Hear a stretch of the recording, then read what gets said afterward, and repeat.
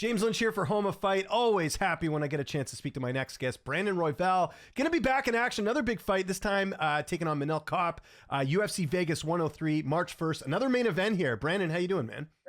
I'm doing good, man. Yourself? I'm doing awesome. Again, big fight in the division. One of the few guys you haven't fought. Tell me how this all came together with you getting this main event with Manel Kape.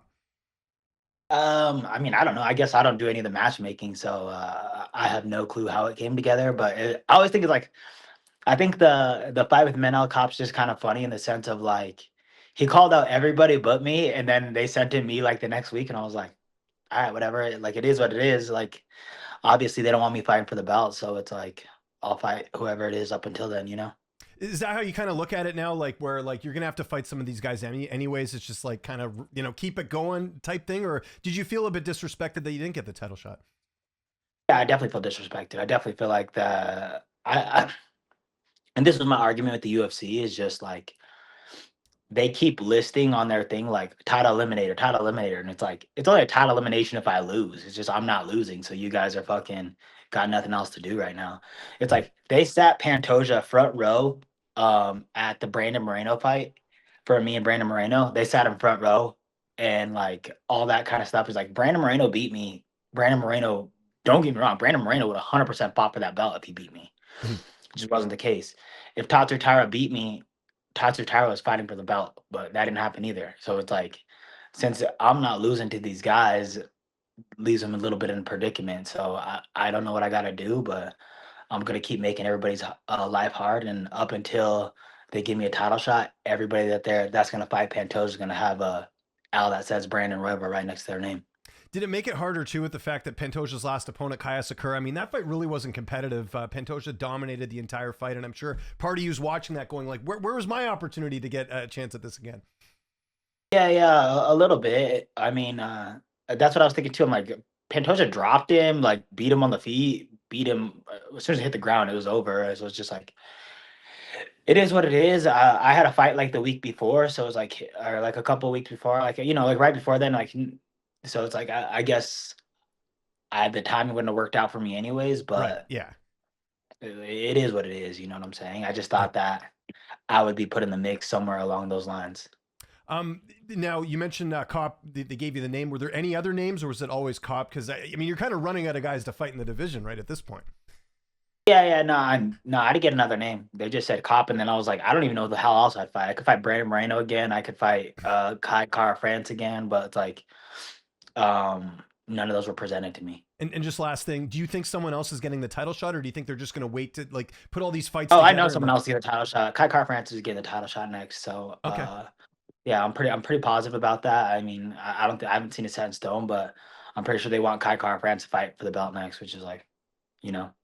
And your thoughts on that? Maybe it's also a location thing. Although I guess they're going to Australia and he's not on that card, so I don't know. Yeah, yeah. I mean, my thoughts on it is just, it's a popularity contest. I don't know how to be more popular, but I'm just gonna keep whooping everybody's ass. So it is what it is. You know what I'm saying? So my thoughts on it is just like, good luck to Kai Car France. If Kai Car France wins, it makes my life easier. I don't see how he wins, but it would be dope if he does. You know?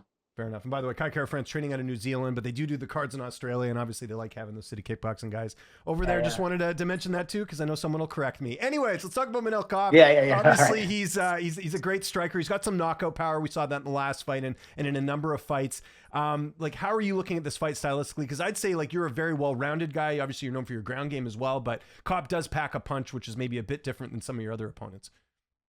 Yeah, yeah. I mean, I have fights at 45. I have fights to get at 45 versus like knockout artists too. So it's like, Mhm. I think that like it's funny. Like when you look at my record, I have like kind of like a shitty looking record. But it's like I have losses at 45. I have losses at 35. I have losses like you know what I'm saying. Like very like the losses at 25 sit very well in my opinion. Like I've never lost anybody at 25 that wasn't really good. Um, but I like I said, I fought some of these knockout fighters. I fought some of the knockout fighters up at 50 or at 45. That later fought at 55. You know what I'm saying? Like I fought some big dudes in my career. So I'm not necessarily worried about flyweight power. I just think Manel Kape's skill level is sick. Like I love watching him fight. He's one of my favorites to kind of like watch. He's very hit or miss, but um, when he's on, he's on. And it's really cool to see. As far as the game plan and like what I do, I think I have a very cool game plan going into this fight, and I also just feel like I think this would be a good fight to showcase my wrestling. I've been working really hard with Joe Warren and Lisa Bowling this last Nice. That's camp. a name And, I haven't heard in a while. Joe's one of the best. Well, good interview too, by the way, Joe Warren. That guy's amazing. So yeah, 100%. He's so entertaining. So I've been working a lot with Joe Warren, Olympian, and then Lisa Bowling, just a great wrestling coach. So just to kind of mix up to see what, like, you know, I need a good wrestling look. I've been wrestling with I've been with college wrestlers. I've been doing a lot working on my wrestling game. So it'd be fun to just add something new into my fight, into my toolbox, and then also my fight arsenal. So it'd be cool to display it on Manel Kape. two other things with Kape I wanted to mention. First one is I know he has made weight the last couple fights, but did that cross your mind? Because I know he has had some trouble making 125. No, I mean, I don't give a shit. Like, it's really not my business, you know. Like I said, I fight 45, I fight 35. So it's like he misses weight, that's on him. I prefer it. I Okay. hope he Yeah, gets make me some some extra money. cash. Yeah, no, that makes Yeah, sense. yeah. But as that being said, he's just like I'm big. I'm not fucking 5'4". I'm not a 5'4" flyweight. Like, I'm scrawny. I don't cut like a crazy amount of weight, but it's just like I'm not one of these dudes that are walking around 5'4", 5'6", you know. I don't mind fighting someone a Yeah. little heavy, you know, a little thick. And Yeah, my then main training partner is Luis too, and that fool's just thick, thick. You know, as far as like his body, like is how condensed he is. It's like I get a very like often look at condensed people. and then I guess the other thing with him as well, we've seen it with some opponents, but you know there is kind of that like trash talk, the kind of back and forth. Like obviously him and Mokaev went at it a little bit. Is that something you're kind of in, like? I don't remember you having an opponent where there was any sort of like bad blood or anything. Not that comes to mind, anyways. Is that something you're also kind of thinking about, maybe going into the fight, like during fight week or anything? Is that something that crossed your mind at all?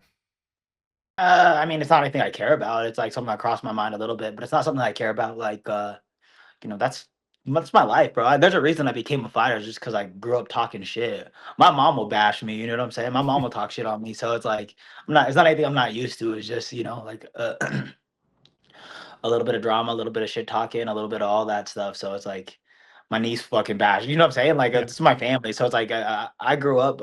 One time my uncle told me, he goes, "Bro, you talk so much shit. You need to learn how to fight." And I remember thinking, I'm like, "Oh yeah, I definitely need to learn how to fight because it's just what we do, you know, at a certain point." So I kind of invited. I like it. And I think that's just another cool aspect of it. But it's not anything I give any thought to.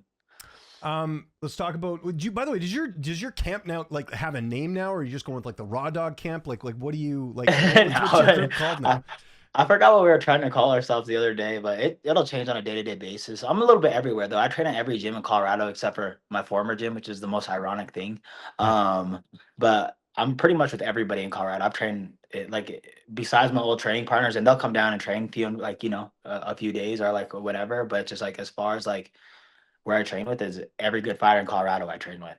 Okay. Every top fighter I've been training with, and it's been a real cool privilege. So as far as training camp goes, I could just dedicate my camp to all the other gyms in Colorado, and then my core team with the guys I train with every day is it just depends on the day of what we try to call ourselves. So we can Okay. call ourselves the boys, you know. What I mean, the good fellas. It just depends on what good movie came out that week, you know. Yeah. Yeah, I know. I understand. So, who are you getting to work with? Like, who are some of the people you've worked with so far, and anyone you plan on working with, sort of leading into the fight? As we have some As far time. as gyms, man, I've worked with Pound for Pound. I work with this gym called Havoc. They're about to open up this week.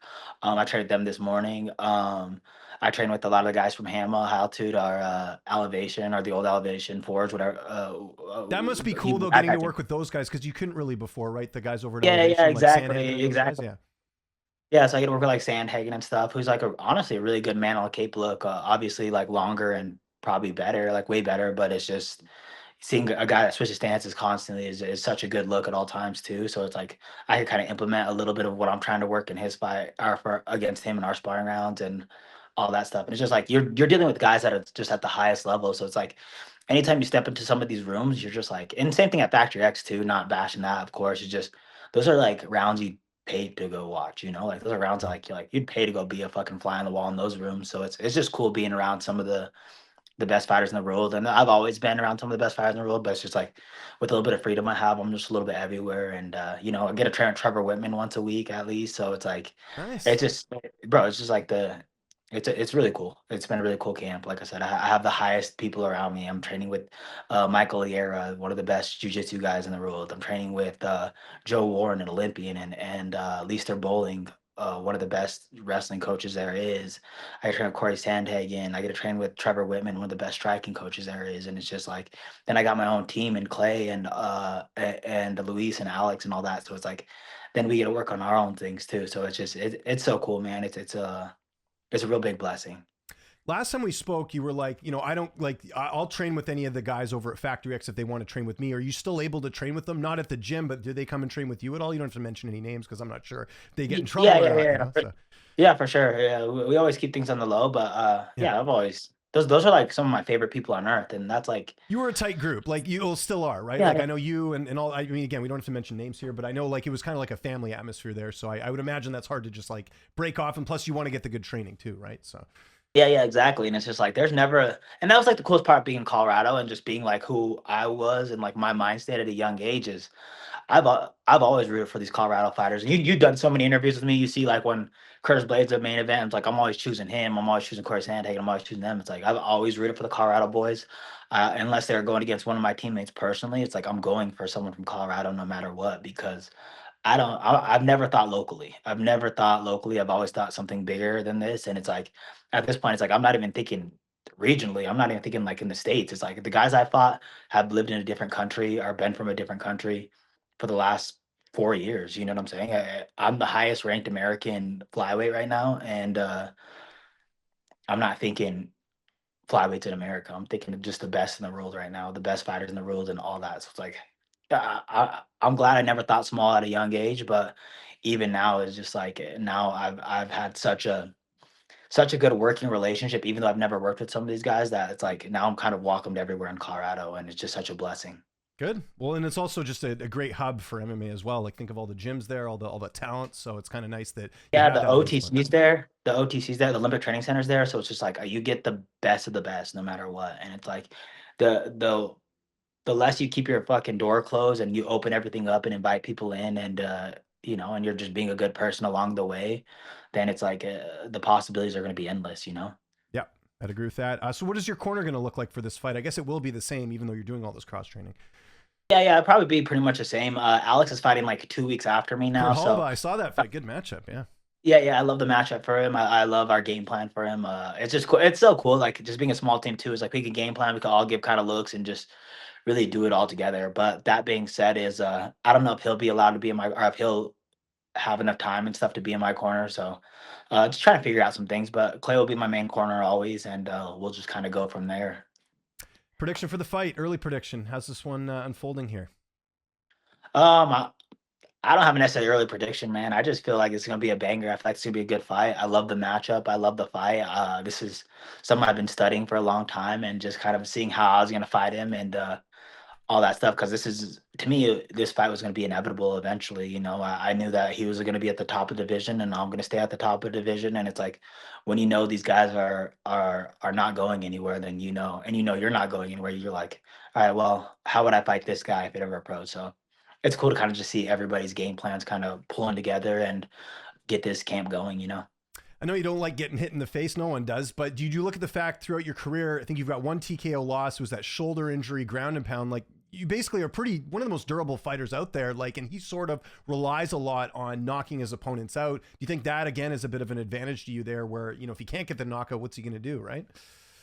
Yeah, yeah, and it's also just like the guys that he looks the best against are like 5'4", like Yeah. 5'4", not ranked, and that's like this is something that like I'm always like underestimated. I'm always like the underdog in the fights, Which but it's we like talked about this the last fight. I couldn't believe you were such a big underdog against Tyra. Like I yeah, never understood that. And nothing against Tyra. It's just like there's no world that you should have been such a what was it like? You were like one of the biggest it's underdog wins 300, last it's year. 300, It's yeah. crazy, man, crazy. Yeah, I think for every fight I've had in the last like year and a half, it's I've been some 300 or something like that close. Yeah. Like Nikolai was 300. I think I was a favorite in match now, but that was the only time I've been a favorite in the UFC. But it's like you look at his best win is not even close to my best win or even my worst win, in the UFC. So it's like his best win in the UFC doesn't relate to my worst win in the UFC. So it's like it is what it is. I think I just fighting at a higher level, and I think that the guys he's fight against are like obviously UFC level, but they're not my level. Um, Wanted to quickly just talk about UFC 311 this weekend. Obviously, everything's going on. Just your thoughts on the main event, Islam Arman. Just what are you expecting from that? Both guys getting a full camp this time. I don't need a prediction or anything. Just kind of like your thoughts on the fight and sort of. I think it's just such a cool matchup. It's gonna be those two main and the co-main event are just like gonna be so interesting on how they all take place. It's just like, when you see fights like that, you're just like, I hope it hits the ground. I hope they grapple. I hope you can see their wrestling. I hope all that, I hope it's not just a striking match or something of that sort. Like, I just want to see it unfold, and I always feel excited for like fights where you're like, my weakest attribute or whatever as an athlete or as a mixed martial artist is my wrestling. So it's cool to just watch high level wrestlers just go at it and watch them hit them exchanges and stuff. So hopefully between those two fights between Umar and Dishvili and Tarzukian and whatever his name is. I'm so horrible at all that. Yeah, but hopefully you can just watch him scramble the whole time. I want to see some sick grappling exchanges. I want to see high level grappling exchanges, and I just want to see the best of the best do it, Yeah, no, I understand.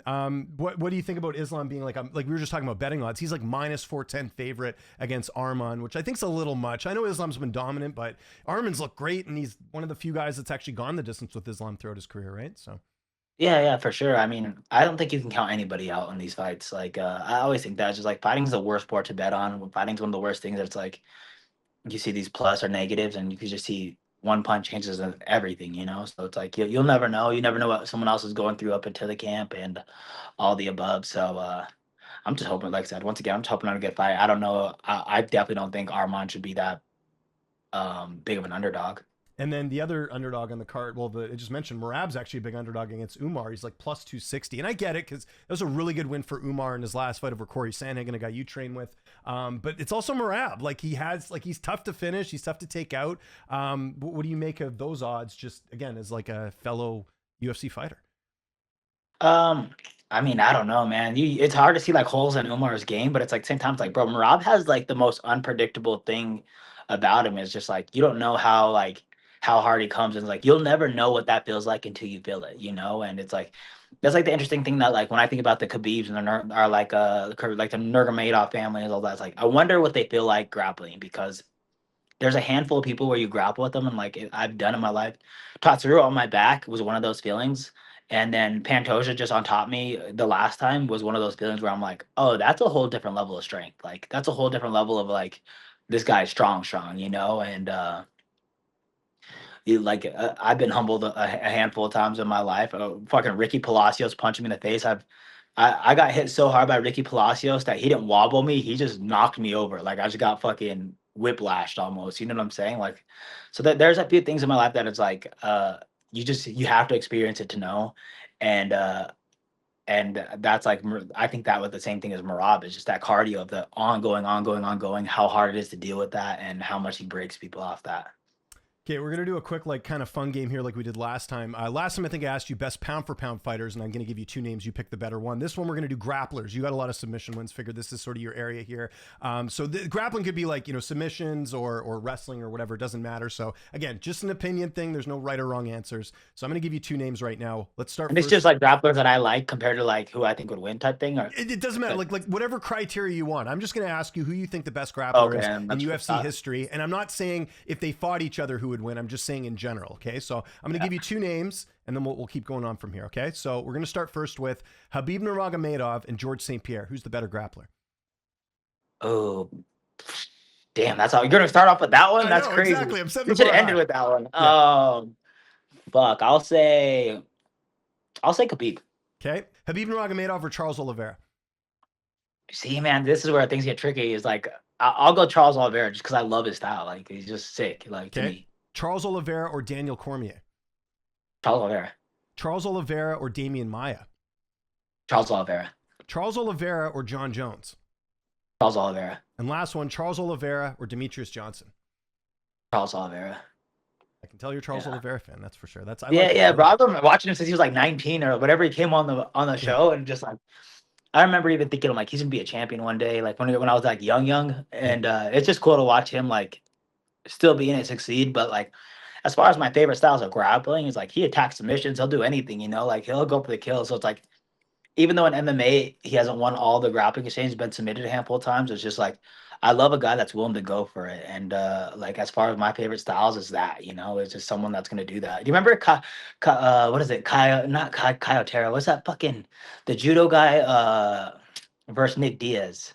Do you know what I'm talking about? Karo Parisian. Corporation, yeah, Karo of Parisian course, yeah. versus Diaz. And it's like it was such good grappling exchanges, but Diaz was going for like the cooler shit, I think, the whole time. Where I was like, I love Diaz in that matchup. Where I was like, I thought like I Parisian went lost for him. his tooth in that fight, right? If I'm not mistaken. I don't remember. Did you ever see the Pantoja Askarov fight? Yeah, of course, yeah. Yeah, I thought Pantoja won it just because like he did the cooler shit. Like, you know what I'm saying? Yeah. Like it was going for the kill more, and it's like I get he was like on bottom a lot of times, but it's like I still score that for Pantoja, just how I like seeing grappling, I guess. So Yeah, no, that's fair. That's fair. Okay, a couple quick questions and we'll get you out of here so you can enjoy the rest of your day. Brandon Moreno, your thoughts on his win over Amir Albazi, and did you think the fight would play out like that heading in? yeah, bro, I felt bad that Brandon Moreno just went in there and beat some crippled handicap dude up off 2 surgeries and a neck thing. No, I'm just playing. I thought it was an ass whooping, man. It was so fun to watch that. And I'm not like, Amir Albazi's been through so much in the last like year and all that. I talk a lot of shit on Amir Albazi, so I kind of want to ride that. But like he's been through so much shit in the last year, like heart surgery, neck surgery. I don't know if he had anything else, but those are two fucking rough things to overcome. It was cool to see his heart, but goddamn, Brandon Moreno put a fucking clinic on him. I think the first round, I think Amir Albazi landed 2 punches or like something of that sort. It's just like that's insane. Yeah. And then we were sort of talking about the title picture. So you think France is going to get Pantoja, and then do you think Moreno will get another fighter, or he'll get the winner? Like what? Like, or do you even not bother, and you're just like, I just got to fight, and then we'll let the cards fall as they are, right? Because I guess you I can't don't really know what's going on with Moreno, but that was my thought in my head is like if I don't get Manel Kape, who the fuck do I fight? I know I pretty much had all the ideas of all the matchups in the flyweight division, and between Moreno might fight who's the guy I just fought? Tatsuro. Moreno Yep. might fight Tatsuro, but it's like between then and then, everybody's booked. So Yeah. I was like, that's why I was like, fuck it, dude. I'll fight Manel Kape because who the fuck else am I gonna fight? Like, I don't want to wait around. I need to fight. I want to fight as much as possible all the time. It's just like, it's also important to kind of just find a good matchup when you're the top 5 of the division, you know? But there could be some movement in your weight class too. There's 2 things we heard about. First one is Pantoja might move up, or he's talking about moving up. What do you think of that? Do you think he'd have success at 35? I don't know, man. You see people go up to 35 and just like the flyweights go up to 35 and be pretty successful so far. But I mean, I don't want him to. Like, if I'm being real, like I don't want him to. I feel like he should stay at 25. I feel like, but I mean, it would get him out of my way too. So I don't know, man. I'm all over the board with it. What's the other thing that you heard about the flyweight Well, division? Davison Figueroa moving back down. That was the other thing. Davison Figueroa is booked, so he's not moving back down. Yeah, At least right now. who's he fighting? Let me just double check I, here. I can't say if Oh, he's not okay. out. Well, no, I was gonna say, so you have news that he is fighting someone at 135. Then is what you're hearing? 'Cause I'm just Yeah, at least checking. that's what I don't heard. hear, but yeah, because I'm looking on Tapology right now. They don't have anything listed. So look at this insider Brandon Royval. But he could still move back down. I know, like even Cejudo is fighting Song Yadong right coming up here pretty soon. But then Yeah, I don't think Cejudo can make weight. Do I don't you? either. But I'm just saying there's I don't still a think Davison possibility. can make weight either. I really Yeah, don't think either one of those guys will make weight again. yeah. Those are two guys that missed the weight at flyweight as it is. Had a hard time making weight the whole entire time they were at flyweight. So it's just like now going back down to flyweight after being 35 for so many years. It's gonna be hard to do, but it'd be pretty interesting to. Yeah, it'll be pretty interesting. Like I would love that. I would love if either one of those guys dropped down. It'd be the sweetest thing for me. Okay. Would you ever move up? I think I've asked you this before. Would you move back up to Yeah, 35? yeah. I think my thoughts have been changing within the last year, is because like I don't know if Pantoja remains a champion, I don't think I'll get another title shot. As far as Pantoja being a champion, I don't think I'll get another title shot. I don't know if I'll ever be a champion at 135, being like realistic, but I know I could hang with the top of the fighters, and I know that bantamweight fighters get paid more than flyweight fighters, and it's like at this point, I feel like if they're never gonna give me a title shot, I need to make as much money as possible, and before I leave this career. So it's like I'm just kind of all over the board with it. But if there's a right matchup, if there's a fall off, if there's a short notice, I would jump in bantamweight for sure. There we go. Heard it here first. Brandon, thanks for doing this. We went way over time, but it's always a good discussion when you and I get to chat. Anything you want to plug before we get out of here? I know you got some sponsors. Yeah. Thank you, EAP Glass, man. I appreciate you guys for everything. And yeah, EAP Glass is my main sponsor at all times, man. I appreciate them.